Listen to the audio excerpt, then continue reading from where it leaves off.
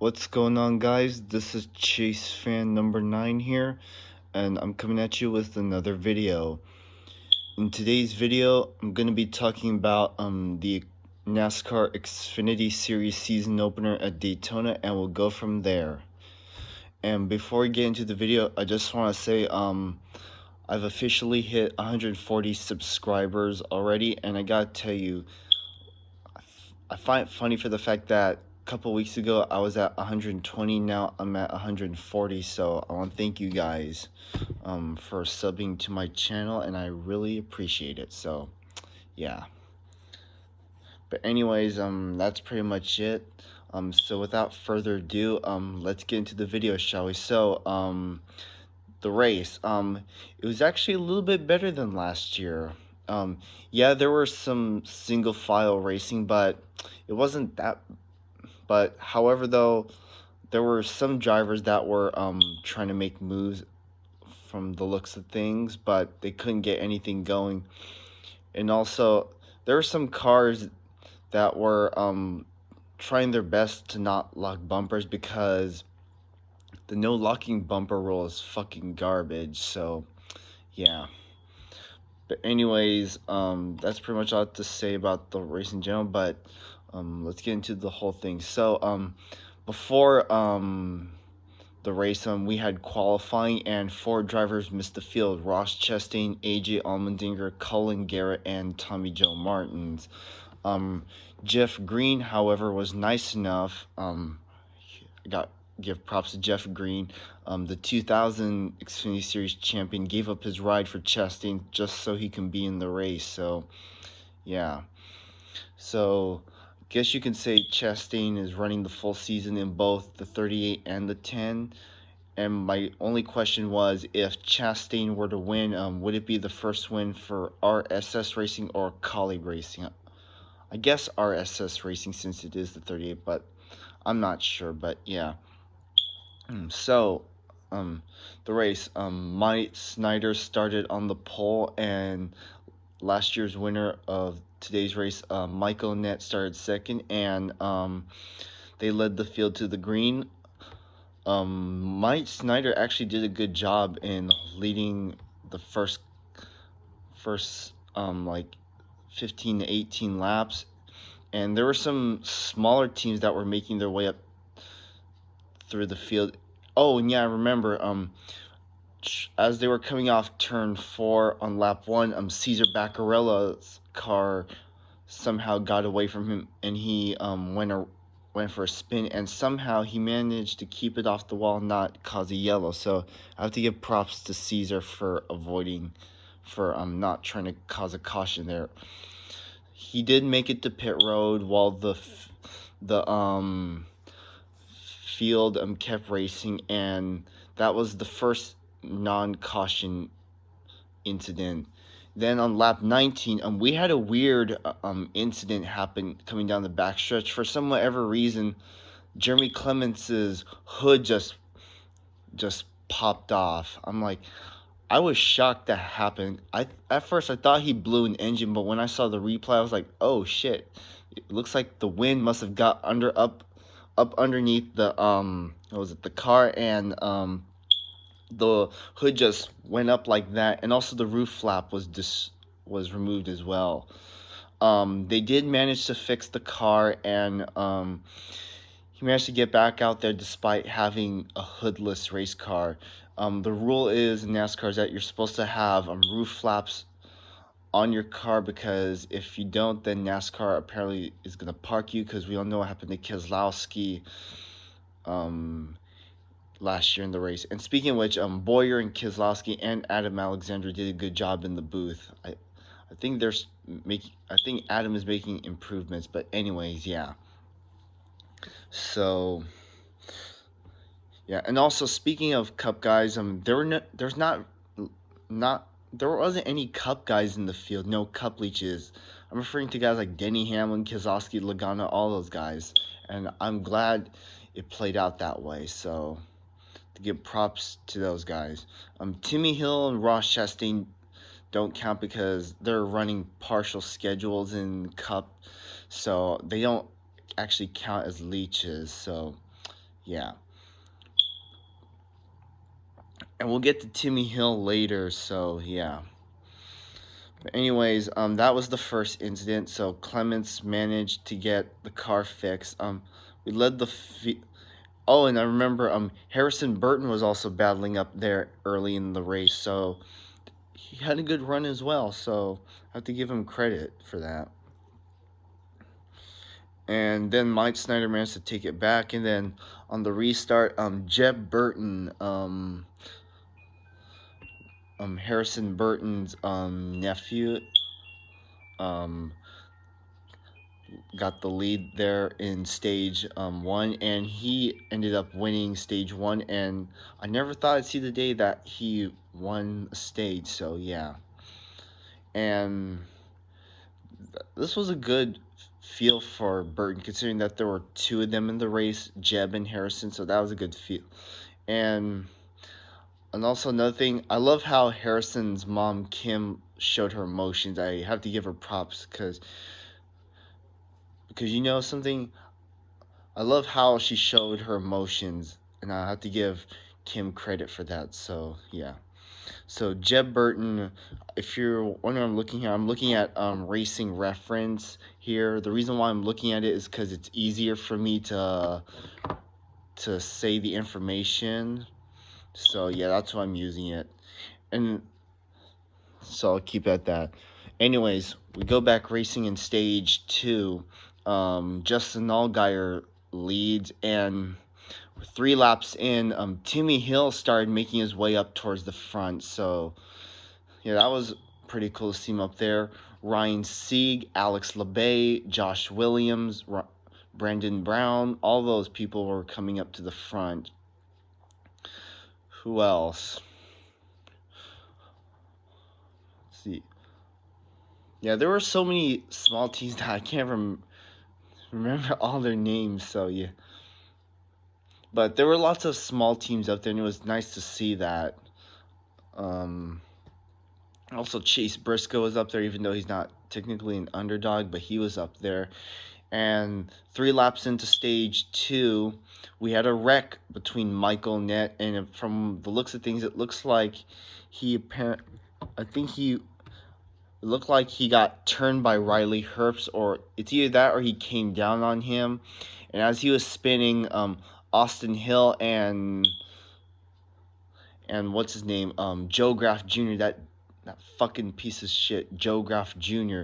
Yeah, he may have qualified well, but he just had nowhere to go. But thank God that dickless turd was out of the race. And I don't know why people are starting to dislike Austin Hill, who was also in the race for Shiggy Hattori. He was having a good run, or a decent run up until that point. So I don't know why people are hating on him, but he was also in it. And Joe Graff Jr., thank God, was out of the race, because I felt like he was going to be an issue. And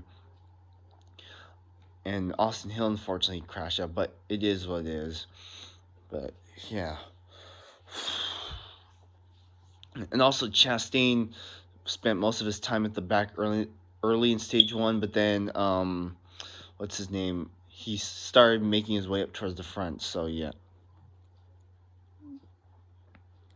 Then we went back racing, and we raced for a good short whiles, and Harrison Burton took some shots at the lead again. And if I look at Racing Reference, he actually led for a good 18 laps. So that's really good there, especially when you're a rookie.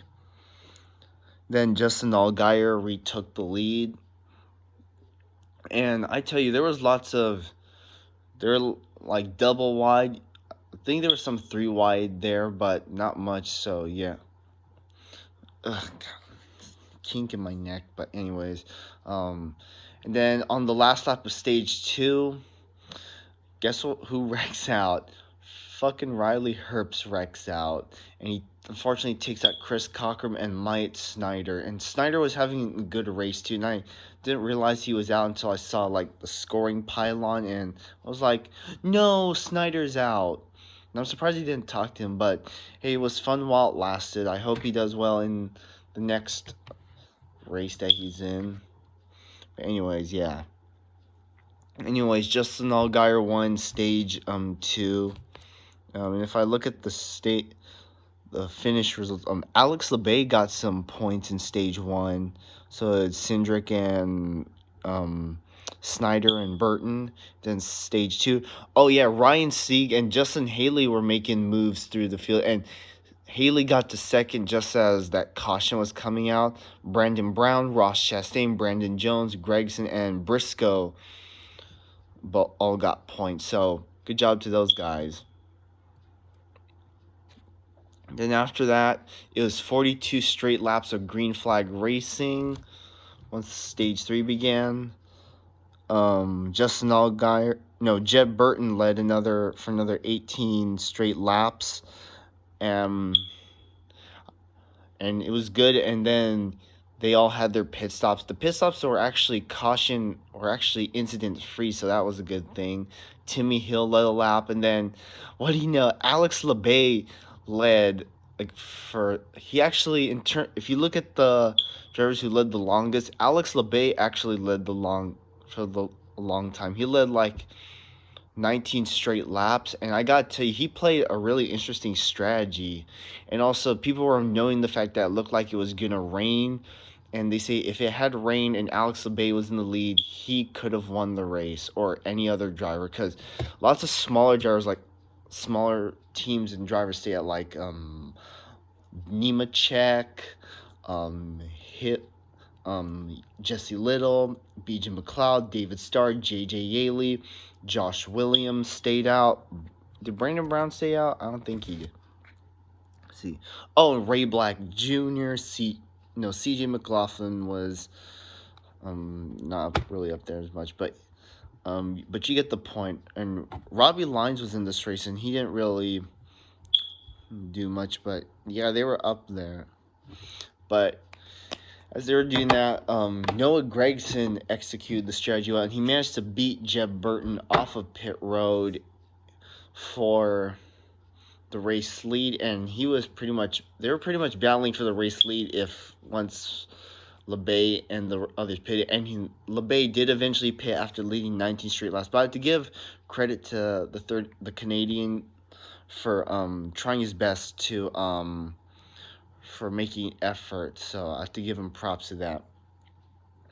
Then, as we were coming with 13 laps to go, just when we thought the race was going to go boring from there, we suddenly have a caution. And now this caution was a weird one. What happened was Josh Bilicki apparently had a tire go down, and he tried to save it, and behind him, Jeremy Clements was on the high side, and he had to slow down, and Allgaier basically had nowhere to go. I guess his ARCA brakes failed, as most people would say, and he just rear-ended him, and he had nowhere to go. So yeah, it was unfortunate, but it is what it is.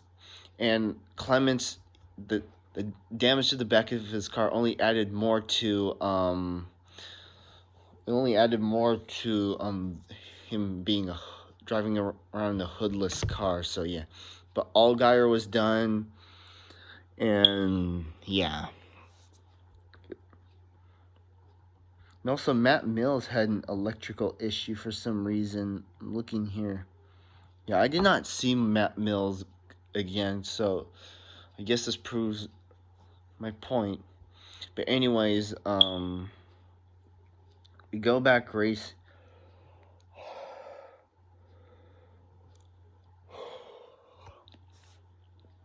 But anyways, we went back racing. Noah Gragson chooses the inside lane, and Jeb Burton leads the outside lane. Now, here's what happened. Jeb Burton was on the outside, and I think Briscoe was up there, and he was leading the outside lane with Jeb Burton behind, and Austin Cindric, the 22, or Dick Pick as the haters might call him, gives a big run, and then they stack up in front, and with the bump from Cindric, it caused Burton to get hooked, and Burton was into the wall and done for the race. And Jeb Burton, he was having a good race. I tell you, it's kind of unfortunate that he got caught up in it, but it is what it is. I was like, no! I'm like, that's not the caution I wanted to see with Burton being in it. But what more can you do? So yeah, Cindric was out. Who else? Ray Black Jr., Ryan Sieg, Caesar Baccarella. Brett Moffitt was also in the race. He was driving the 02 for Our Motorsports, and he also had a Plan B sales paint scheme, and his day was over. Also, Josh Williams, who was running up there in the top 10, had a good run. So, yeah, it was unfortunate for those guys. But, like I said, it's just a racing deal gone wrong. And also, I don't give a rat's ass of what people say. I don't care if it was Cindric or not, or Briscoe. Cindric still ran into the back of Burton and just turned him. So, you know what, Cindric? Fuck you for that. Good lord. Tell you, Cindric is starting to get on my nerves. Oh my gosh. I'm fine with him winning, but it's what he does on the track that irritates me sometimes. And I'm starting to... And I watch Ian Nation's reaction, and I can clearly see that he does not like Cindric. Well, I'm part of that club too. I'm fine with him winning. Don't like what he does on the track, and I'll leave it at that. Anyways, yeah. Then we had that wreck eventually led to our first red flag of the day, and I wasn't actually surprised that they did they went under the red flag because it was a really messy wreck, so I wasn't surprised. But anyways, we went back.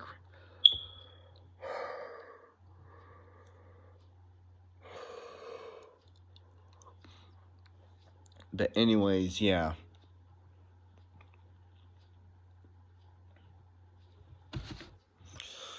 But anyways, we go back racing, and Chase Briscoe managed to get the lead, and Gregson was on his outside, and they were getting some great pushes. I think Briscoe had Haley.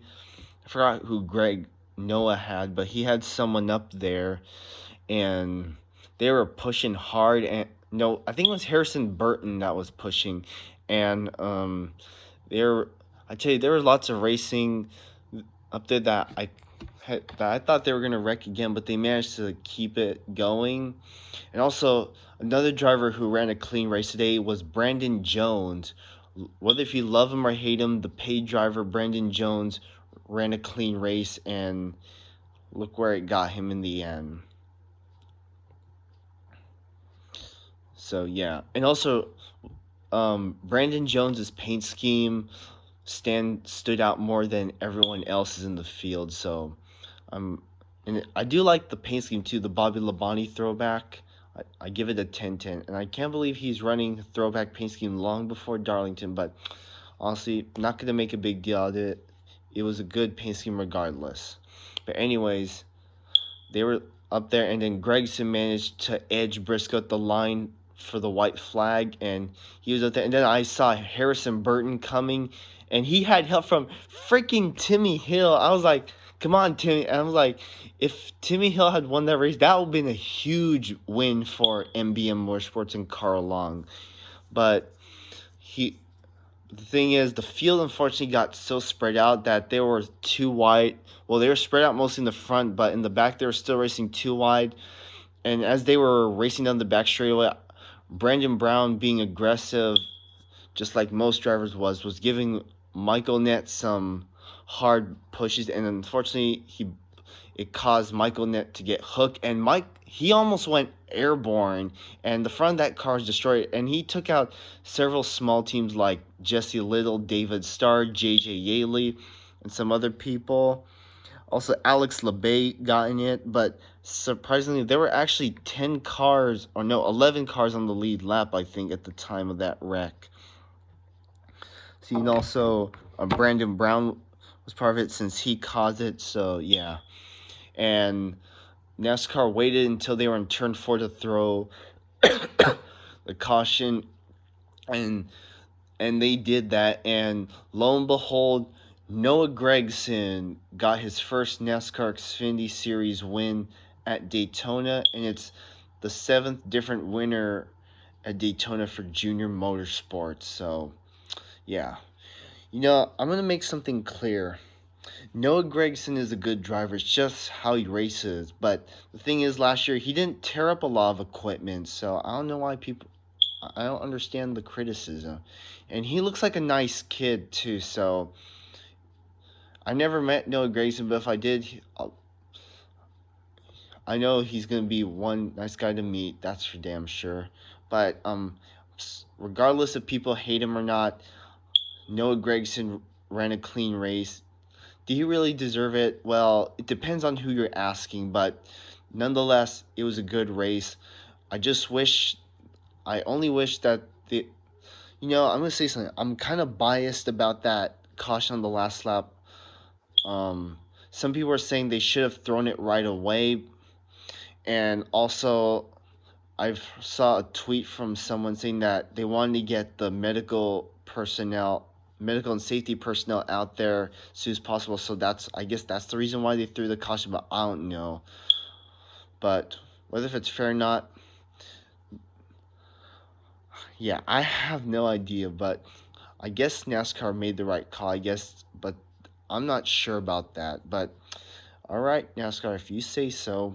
But anyways, at least everyone that was involved in the wreck climbed out okay, and because I don't want to see anyone get hurt, whether if you love that driver or hate that driver. Like when Kyle Busch had his leg injury 5 years ago, even though I didn't like Kyle Busch, I still wanted him to race. Make that clear to you. I didn't want to see someone like him get hurt, and I'm gonna make that clear to you guys now. So yeah, it's 9:20 now as of this recording. But anyways, yeah. But in the end, Noah Gragson is the winner. Post-race inspection wrapped up a while ago, and no issues. So therefore, Noah was declared the winner. And I do love his post-race interview too, and I do like his celebration. I like how he put the checkered flag in the what was it, that hole where you do the adjustment thing. And also I liked that thing where he slid across the front of his car. That was really dope. And I don't know if he was inspired by Elio Castroneves or Tony Stewart, but he got some good fence climbing skills. That's for damn sure. So yeah. And also the paint scheme he was running was pretty cool too. Don't get me wrong on that. But anyways, yeah. And also, you guys think he's talentless now? You're going to have to think again, people, because he is just one, and I guarantee you that will not be the last time we see him in victory lane, and I'll make sure of that. But anyways, let's take a look at the results, shall we? So, Noah Gragson wins the race, Harrison Burton second, and Timmy Hill, career best finish in the Xfinity Series. I gotta tell you, this guy, Timmy Hill, starting to impress me. I'm starting to gain respect for him too. And besides, he had an issue in post-qualifying inspection. His crew, I think his crew chief and team were penalized after they found some illegal bodywork regarding like the headlight on the front, and I think the crew chief was ejected or something. And Timmy Hill, he qualified where he was, but he had to drop to the rear, and to put on a third place effort like that was pretty good. So 2 thumbs up for you, Timmy Hill. If he wins a race one day, that will be a huge accomplishment for him. And also, guys, he does have some top 10s in the past. He did get a top 10 last year at Bristol, but with MBM Motorsports, he has not. And this was a huge accomplishment for that team. So, yeah. Next up, Brandon Jones ran a clean race. You guys thought he was going to wreck. Well, that didn't happen this time. Anyways, yeah. But good finish for Jones nonetheless, whether if you love him or hate him. Anyways, Chase Briscoe 5th, Justin Haley 6th, Brandon Brown, another top 10 finish at Daytona. Good job. Ray Black Jr. and Ryan Sieg once again in the top 10 for Ryan Sieg, and Ray Black Jr., his first top 10. Wow. Never thought I'd see that coming, but congratulations to Ray Black on your strong effort today. So yeah. And also, despite getting caught up in that last lap crash, Alex Labate finished in 10th, and Michael Net 11th. Yaley, a good finish in 12th in that unmarked 52 car. McLeod 13th. And I'm going to say this right now.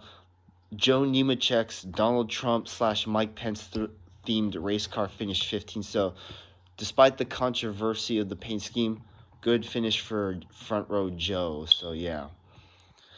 And also Mike Harmon, his teammate, finished behind him. Robbie Lyons, David Starr, Jesse Little, and Chad Fincham, your top 20. Chastain's day was not the greatest, and he unfortunately finished 22nd. But don't worry, we got Talladega and Daytona in August, so he might get some redemption there. And Jeb Burton 23rd, and Brett Moffitt 24th, and Joe Graff Jr. in last. And that's pretty much all I have to say about this. So what do I think of the race? Once again, a little bit better from last year. Hope they can make it back to the line without wrecking this time, and that's all I can say. If I had to rate this, I would give it an 8 out of 10 because they were mostly doing single file when they should have been making stuff happen. But hey, that's what happens when the field gets spread out, especially when it's a long green flag run. So it is what it is. But anyways, that's pretty much all I have to say. And before before I wrap this video up, I just want to say there might be some weather tomorrow at Daytona, so I might do a video regarding that. And also, my Xfinity Series paint scheme preview video is I finished it, but I just haven't gotten a chance to upload it. So yeah. But anyways, that's pretty much it for this video. I'll see you guys tomorrow for the Daytona 500. Thank you guys for watching. This has been Chase fan number 9 here. Make sure to comment, like, and subscribe. Make sure to hit the bell down below to get notifications for all my videos. And make sure to hit that like button. And with that, I'll see you guys on my next video. And until then, have a good one. Bye, everyone, and I'll see you tomorrow for the 500.